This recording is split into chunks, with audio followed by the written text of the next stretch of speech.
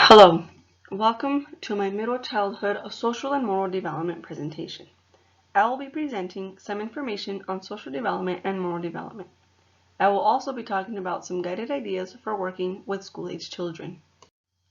Social development in middle childhood includes acquiring social skills, increasing interpersonal understanding, reframing concepts of friendships, and using moral reasoning to guide social interactions with family and peers.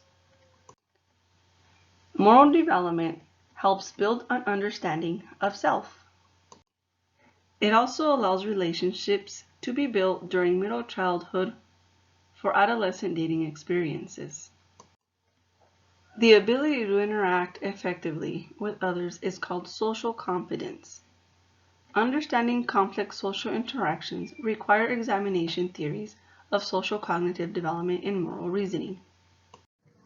Social learning theory. Social learning theory states that children learn social skills and behaviors by observing the behavior of others. This can also be called observational learning. Social learning theory is heavily drawn on the principle of behavior theory.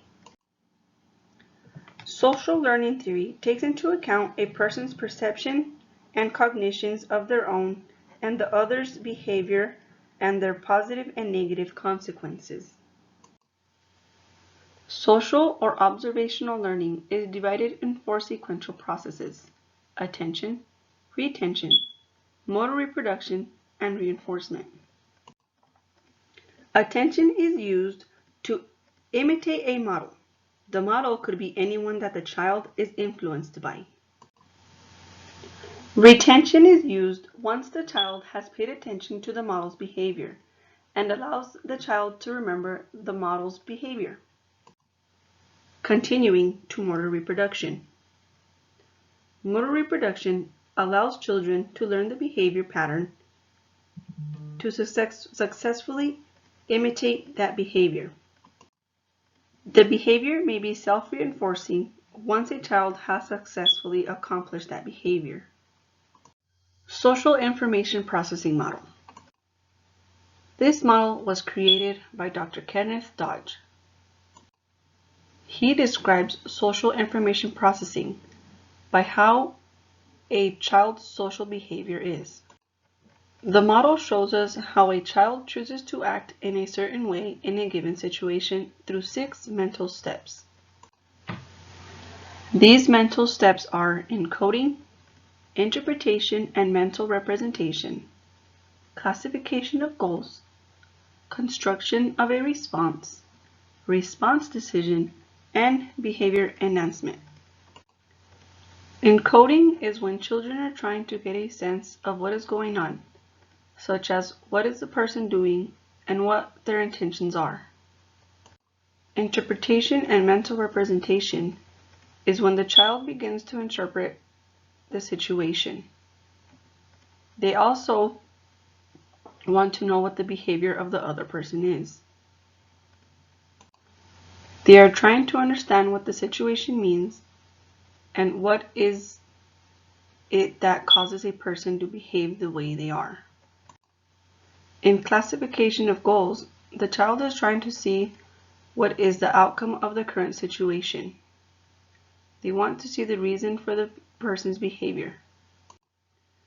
Once the interpretation has been made, construction of a response is where the child is searching for how to respond to the situation by searching through their memories and what response they think is best to use. After finding a potential solution, response decision is where the child decides whether or not the solution is the best to use or to find a different response they might think is better. Finally, behavior enhancement is where the child uses a response he or she decided to use as the best way to act in a situation. Social theory of mind. Social theory of mind is the ability to think about other people's beliefs and their desires. It is also used to understand that they could be different from your own. This ability is used to make sense of other children's behavior. The easiest concept for children to understand is the idea that two people can like different things.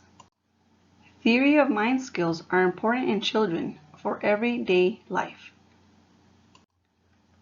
These skills are used to have successful interactions, keep secrets, use your imagination, and to also understand sarcasm. Researchers use the Sally Ann test to see a child's theory of mind behavior. Interpersonal understanding. Social interactions are an important developmental context for the growth of interpersonal understanding in school-age children. Understanding others is necessary for success in social interactions. A major focus on research has been social perspective taking. Social perspective taking involves a gradual qualitative progression from egocentric thinking to an eventful understanding for mutual perspectives within a social system, such as family and peer groups. A majority of children are egocentric, failing to distinguish between their own perspective and the perspective of others. By the time they reach the age of 8 years old, children begin to understand other people's feelings and intentions, not just their own feelings and intentions. Between the ages of 8 and 11, most children can put themselves in other people's place. Or in other words, they begin to put themselves in other people's shoes, helping them understand another person's intentions and behaviors. This is called reciprocal role-taking. At age 12, children are able to appreciate the idea that others view the same experiences in different ways. Usually, by the time children turn 14, they can already see themselves in a third-person perspective. This is called mutual role-taking. Interpersonal negotiations. Interpersonal negotiations are a successful level of interpersonal understanding that are applied to social interactions. Middle childhood age children are still in need of help from adults to be able to negotiate. Children need to coordinate the different perspectives in a social conflict to be able to negotiate with the other person to avoid conflict. Negotiation solutions in which either child can use to solve the conflict can be to change the goal of the other person, or to find a mutually accepting goal. Researchers have suggested that the choice of a strategy may be based on a personal factor called interpersonal orientation. It is either to transform one's behavior or to try to change the other person's behavior. Interpersonal orientation may depend on the child's level of negotiation skills.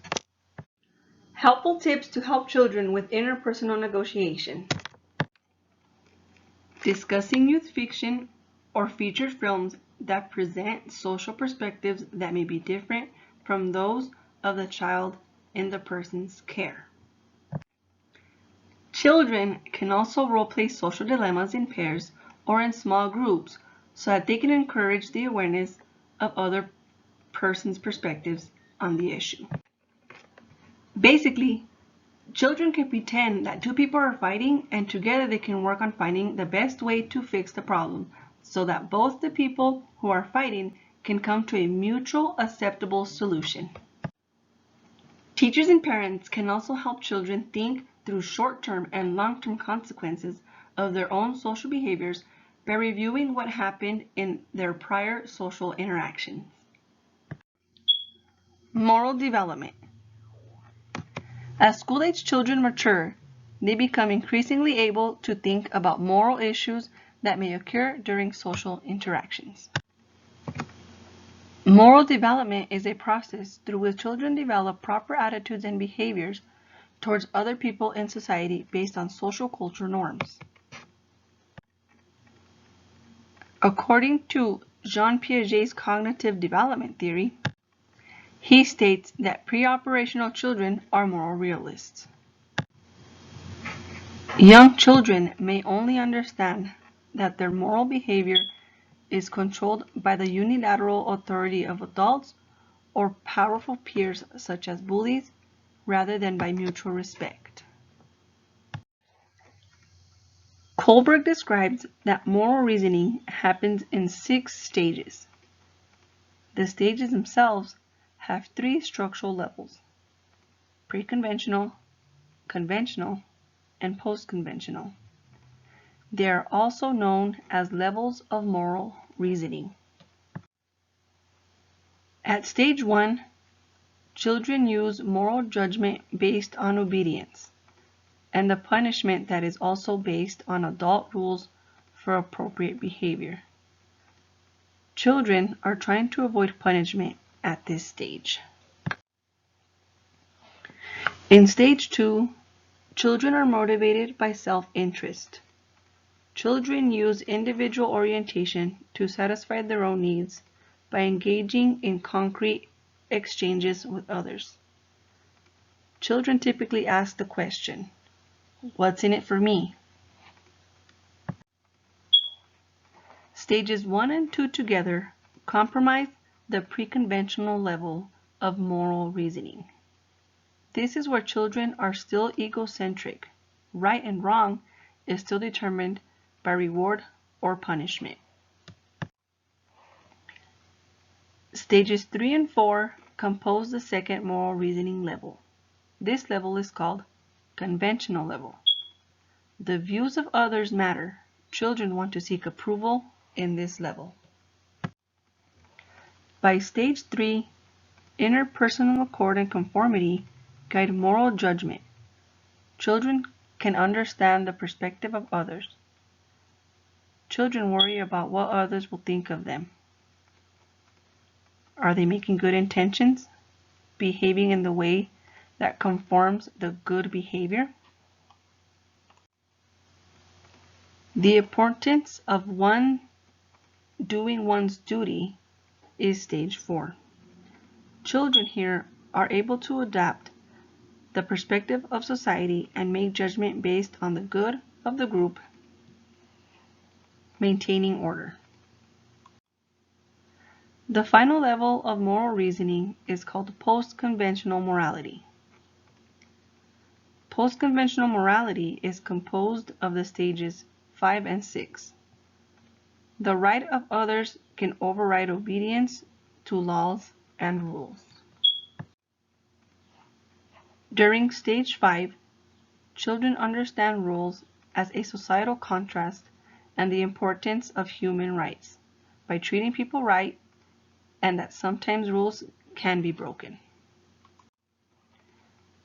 At stage 6, children require universal ethical principles to guide everyday decision-making, such as promoting social justice and learning to understand each other's points of view. Learning fairness. Concerns about fairness in middle school is a common moral issue, whether at home, school, or social groups. Disruptive justice reasoning is how children decide what is fair to them. By age 8, children can differ fairness from equality and merit. Children are learning to make the decision between everyone gets the same or whoever makes more gets the most. At age 12, children realize that fairness does not always mean equality, because by this age they have understood that the younger or older sibling or anyone else may have different treatment depending on certain circumstances. Parents and teachers can encourage social context by modeling fairness behaviors. Some helpful tips to help children with moral reasoning can be to implement character education approaches that help children develop an understanding of moral values. To also discuss the values that allow children the opportunity to listen to the reasonings of others. To discuss the fairness of parental or teacher rules. And finally, to encourage cooperation and caring rather than whining or losing by implementing cooperative learning and team activities. Prosocial behavior in middle childhood. Prosocial behavior is defined as voluntary behavior intended to benefit another. It is also known as altruism acts. These acts are motivated by internal reward, such as concern for those rather than expectations of external reward. To be caring, helpful, and to be able to share all fall under the category of prosocial behavior. Children with prosocial tendencies differ from those children who are not prosocial. Prosocial children are typically more empathic. These children respond to others' emotional states, they have high social skills, and are more constructive with coping behavior, and have low negative emotionality. Classroom activities such as role play and discussing alternative solutions to conflict can be used to enhance empathy. Volunteering is one of the most widely practiced prosocial behaviors. Therefore, children in schools are encouraged to volunteer in school activities and community activities. With prosocial behavior comes antisocial behavior. This type of behavior is bullying and aggressive behavior. There are many programs in schools that teach children conflict resolution skills, how to help victims, and when to seek adult help. Some helpful strategies are to monitor bullying hotspots, to discuss the hurtfulness of stereotyping based on their social group, discourage gossiping and other forms of relational aggression, suggest to children ways to identify and to respond to bullying. Teachers and parents can prevent bullying by avoiding the labeling of children. It should also be made known to everyone that bullying will not be tolerated. Schools with a positive social climate among students, staff, and teachers are prone to social violence and bullying.